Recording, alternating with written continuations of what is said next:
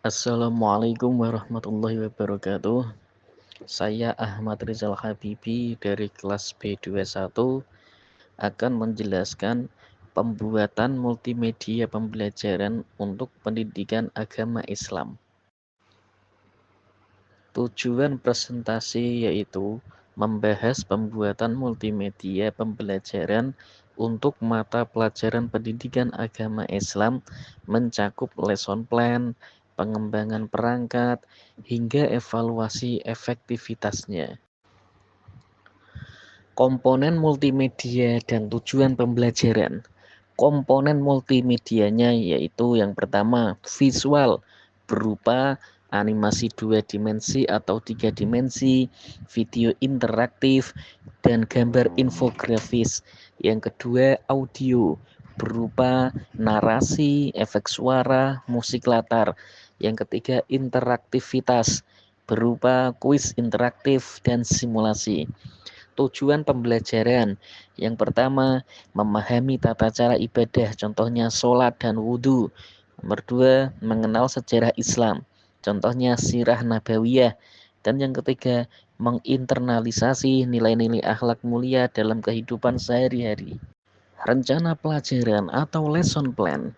Tujuan lesson plan adalah memberikan kerangka terstruktur dalam pengajaran menggunakan multimedia sehingga memaksimalkan pemahaman siswa.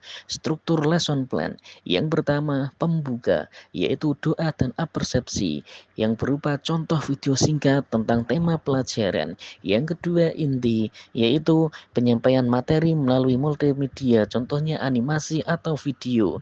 Diskusi kelompok untuk mendalami tema dan simulasi atau aktivitas interaktif.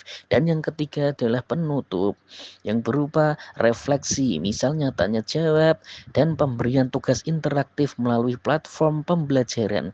Metode pengajaran yang pertama ceramah interaktif dibantu multimedia untuk menarik perhatian. Yang kedua diskusi kelompok melibatkan siswa secara aktif. Dan yang ketiga simulasi untuk kegiatan ibadah seperti sholat berjamaah. Tahapan pengembangan multimedia yang pertama perencanaan yaitu identifikasi kebutuhan siswa dan kurikulum PAI. Yang kedua desain yaitu membuat storyboard dan alur navigasi konten. Yang ketiga pengembangan alatnya yaitu Canva untuk desain, Camtasia untuk video, dan Articulate untuk interaktivitas. Yang keempat implementasi yaitu uji coba multimedia di kelas. Dan yang kelima yaitu evaluasi, mengumpulkan data umpan balik dari siswa dan guru. Implementasi dan penggunaan. Panduan penggunaan. Yang pertama, pastikan perangkat seperti laptop dan proyektor telah siap. Yang kedua, gunakan multimedia pada sesi inti pelajaran. Dan yang ketiga, libatkan siswa dalam simulasi atau permainan interaktif. Contoh, yang pertama, simulasi wudhu, yaitu animasi interaktif menunjukkan setiap langkah wudhu. Yang kedua, sejarah Islam, yaitu video animasi tentang perang Badar diikuti dengan diskusi kelas. Metode evaluasi dan hasil. Metode evaluasi yang pertama kognitif yaitu pretest dan posttest untuk mengukur pemahaman. Yang kedua afektif yaitu observasi perilaku siswa saat menggunakan multimedia. Dan yang ketiga psikomotorik yaitu simulasi praktik ibadah.